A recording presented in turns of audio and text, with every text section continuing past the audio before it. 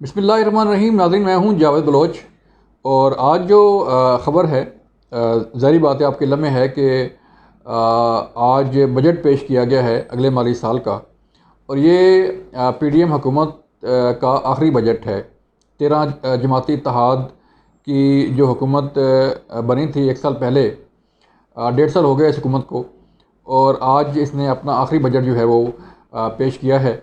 इसका मतलब ये है इस बजट में जो रिलीफ फ्राहम किया गया है मुख्तलिफ सेक्टर में, और जो टैक्स फ्री बजट पेश किया गया है, पेंशन में जो है वो इजाफ़ा किया गया, सैलरीज़ में जो है वो इजाफ़ा किया गया है। तो इसका मतलब ये है कि हुकूमत ने ये फ़ैसला कर लिया है कि ये उसका आखिरी बजट है, और ये बजट इट्सेल्फ जो है वो इलेक्शन की तैयारी है। फ़ैसला हो गया है, और उस फैसले पर अमल दरामद जो है वो अभी शुरू होना बाकी है। फ़ैसला ये हुआ है कि बजट के बाद इलेक्शन की तैयारी शुरू की जाए। और आपने ये देखा कि इलेक्शन से पहले ही इन जमातों में शामिल इस इत्तेहाद में शामिल जमातों ने अपनी अपनी लाइन लेना शुरू कर दी है। अगर आप देखें चंद दिन का जो सियासी तजरिया अगर आप देखें तो पीपल्स पार्टी के असफ अली ज़रदारी साहब टोटली एक्टिव हो चुके हैं। उन्होंने लाहौर में भी डेरे लगाए और लाहौर में उन्होंने कई इलेक्टेबल जो है वो अपनी पार्टी में शामिल किए। फिर नून लीग को शिकस्त का सामना करना पड़ा आज़ाद कश्मीर के ज़िला बाग के इलेक्शन में।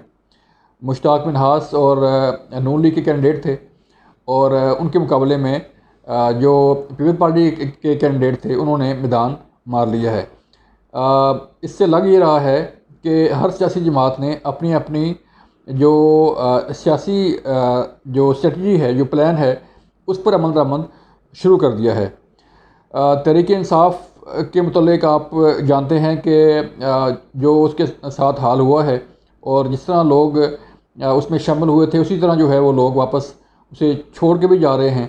और उन्होंने अपनी एक अलग जो है वो इस्तेकाम पाकिस्तान पार्टी के नाम से जो जमात बनाई है, उसमें भी सारे ऑलमोस्ट वही लोग हैं जो तहरीक-ए-इंसाफ में शामिल हुए थे, और अब उन्होंने तहरीक-ए-इंसाफ को छोड़ के अपनी एक अलग जमात बना ली है, और वो जमात जो है वो इलेक्शन में जाएगी। जो बजट पेश किया गया नाज़रीन, उसमें सबसे ज़्यादा जो रिलीफ है वो सरकारी मुलाजमीन को दिया गया है। 35% इजाफ़ा जो है वो सरकारी मुलाजमीन की तनख्वाहों में, फिर पेंशन में इजाफ़ा। तो इससे गवर्नमेंट ने जो सरकारी मुलाजमीन का दरीना मुतालबा होता है, हर साल एहतजाज होते हैं, हर साल जो है वो डिमांड दी जाती हैं, और हर साल जो है वो मुख्तलिफ़ इलाक़ों से लोग जो है वो एहतजाज के लिए इस्लामाबाद पहुँचते हैं, पार्लियामेंट हाउस के सामने पहुँचते हैं। अब भी पार्लियामेंट हाउस के सामने गवर्नमेंट एम्प्लॉइज़ का धरना जो है वो जारी था 4-5 रोज़ से। तो उसमें इस बजट में सबसे ज़्यादा रिलीफ जो है वो सरकारी मुलाजमीन को दिया गया। उसकी वजह क्या है? उसकी वजह यह है कि सरकारी मुलाजमीन का डायरेक्ट जो तल्लुक़ है वो आवाम से होता है।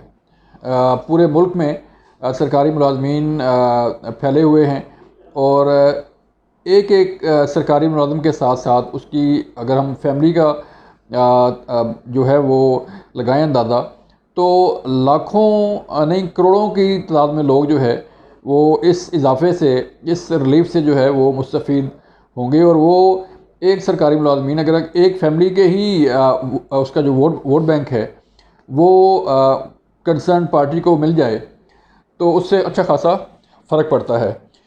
फिर 17.5% इजाफ़ा किया गया है पेंशन्स की पेंशन में। टैक्स फ्री जो है बजट है। फिर आईटी सेक्टर को जो है वो अच्छा खासा रिलीफ फराहम करने की कोशिश की गई है। फिर दिफाई बजट में जो है वो थोड़ा सा इजाफ़ा किया गया है जो हालात हैं उसको देखते हुए। तो एक तो ये है कि बजट के बाद इलेक्शन की तैयारी, तहरीक-ए-इंसाफ का ख़ात्मा आप कह लें, और नए इत्तेहाद जो है वो बनना शुरू हो चुके हैं। अगर हम बात करें नून लीग की और पीपल पार्टी की, दो बड़ी जमातें हैं इस इत्तेहाद में। 13 जमाती इत्तेहाद में, फिर JUIFA है, फिर MQM है, फिर बाप पार्टी है, और फिर बाकी जो जमातें हैं वो हैं, ANP है। तो हर एक का जो प्लान है वो यही है कि इस बजट के बाद अपनी अपनी जो है स्ट्रेटजी बनाएं, और उस स्ट्रेटजी पर अमल करते हुए जो है वो अपने इलेक्शन की जो है वो तैयारी करें। चूँकि बजट पेश हो गया है, और 13 अगस्त को, यानी कि आज 9 जून को बजट पेश हुआ, जुलाई और अगस्त, 13 अगस्त यानी कि ठीक आज से कोई 2.5 माह बाद जो है इस हुकूमत ने ख़त्म होना है। 13 अगस्त को कौमी असम्बली की आखिरी तारीख़ है मुद्दत पूरी होने की, और उसके बाद कौमी असम्बली अपनी मुद्दत पूरी करते हुए तहलील हो जाएगी, जिसके बाद निगरान सेटअप, और फिर निगरान सेटअप के बाद जो है वो इलेक्शन की जो है वो इनेकाद। तो यूँ हम अगर कहें तो अक्टूबर या फर्स्ट जो हाफ है उसका, नवंबर का, उसमें इलेक्शन जो है वो होते हुए नज़र आ रहे हैं। अब इन 2-2.5-3 माह की जो पीरियड है उसमें क्या होने वाला है। उसमें एक तो जो सानिया 9 मई के मुकदमात हैं वो इतने उस पर तफ्तीश जब हो रही है, और वो उसके जो इंकशाफात हैं वो सामने आ रहे हैं, और वो लोग देखकर हैरान हो रहे हैं कि किस तरह जो है वो सानिया 9 मई के दौरान फौजी तनसीबात पर हमले करवाए गए। कोर कमांडर हाउस जो है वो जलाया गया, जिना हाउस जलाया गया, फिर GHQ पर हमले हुए, पेशावर कैंट पर हमले हुए, और बाकी तनसीबात पर जो है हमले किए गए। तो उसमें जो लोग गिरफ़्तार हुए, जिनसे तफ्तीश की जा रही है, और जो उनके बयानात सामने आ रहे हैं, उससे लग रहा है कि तहरीक इंसाफ के चेयरमैन इमरान खान, चूँकि जो अगर हम पंजाबी में कहें तो जो खुरा है उस सानिया 9 मई का, वो ज़मान पार्क तक पहुंचता है, और इस खुरे से ही जो है वो तफ्तीश आगे बढ़नी है। और फिर अगर इमरान खान का केस चलता है मिलिट्री कोर्ट में, तो आपके सामने होंगे हालात कि हालात क्या। एक तो तहरीक इंसाफ के तमाम लीडरशिप जो है, आलमोस्ट मोर देन 95% लोग जो है वो उसे छोड़ चुके हैं। फिर जो नेटवर्क था तहरीक इंसाफ का वो तोड़ा जा रहा है, अब अभी टूटा नहीं है। जो नेटवर्क था सोशल मीडिया पर, और बाकी जो है ऐसी जो लोग थे मुख्तलिफ, आप इससे अंदाज़ा लगाएं कि ज़मान पार्क में होने वाली किसी भी मीटिंग का जो बयानिया है वो भक्खर के एक गांव में बैठे हुए, और सिंध के एक दूर दराज गांव में बैठे हुए, KP के, GB के, कश्मीर के में बैठे हुए दूर दराज इलाके में जो शख्स बैठा हुआ है, उस तक विद इन नो टाइम जो है वो पहुंचता है, और उसका भी बयानिया वही होता है जो ज़मान पार से बात इशू होती है। तो वो नेटवर्क तोड़ना इतना आसान नहीं है। ऑल्दो जो तफ्तीशी इदारे हैं, जो बाकी कौमी सलामती के इदारे हैं, वो काम कर रहे हैं, लेकिन ये तो की जा रही है कि इलेक्शन से पहले ये न सिर्फ नेटवर्क जो है वो टूट जाएगा, बल्कि जो तहरीक इंसाफ का वोट बैंक है उसको समझाया जा रहा है, उसको जो है वो अब समझ आना शुरू हो गई है कि जो झूठ और प्रोपेगेंडा पर मबनी बयानियाँ जो है वो ज़्यादा देर नहीं चलता। यही हुआ कि जो है वो तहरीक इंसाफ के चेयरमैन का बयानिया भी धड़ाम से जो है वो नीचे गिर रहा है, और लोग जो है उन्हें छोड़ते हुए जा रहे हैं। इलेक्शन की तैयारी के हवाले से अगर हम देखें तो पीपल्स पार्टी ने अपने राब्ते तेज़ कर दिए हैं। चूँकि नून लीग डायरेक्ट गवर्नमेंट में है, और मियाँ शहबाज शरीफ वज़ीर-ए-आज़म हैं, उनकी पूरी कैबिनेट है, तो उस तरह से नून लीग जो है इतनी अपनी उसमें सियासी धड़ेबंदियों के लिए इतनी एक्टिव नहीं हुई जितनी पीपल्स पार्टी जो है वो हो चुकी है।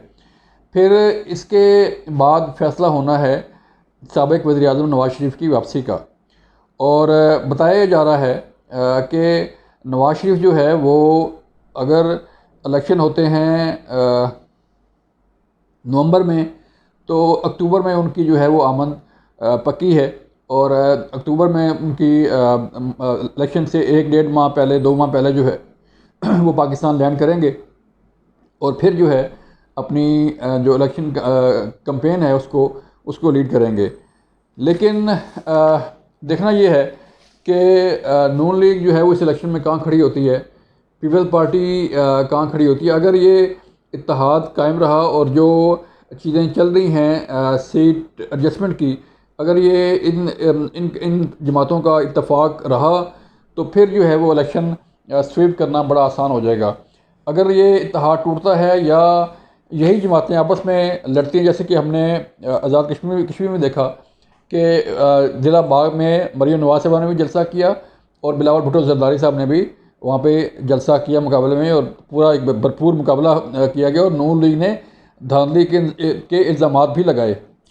तो अगर ये इत्तेहाद कायम रहता तो फिर हम कह सकते हैं कि ये PDM इत्तेहाद जो है अगला इलेक्शन भी जीतने में कामयाब हो जाएगा और फिर से जो है वो नून लीग की और पीपल पार्टी की हुकूमत जो है वो मार्ज़ वजूद में आ जाएगी।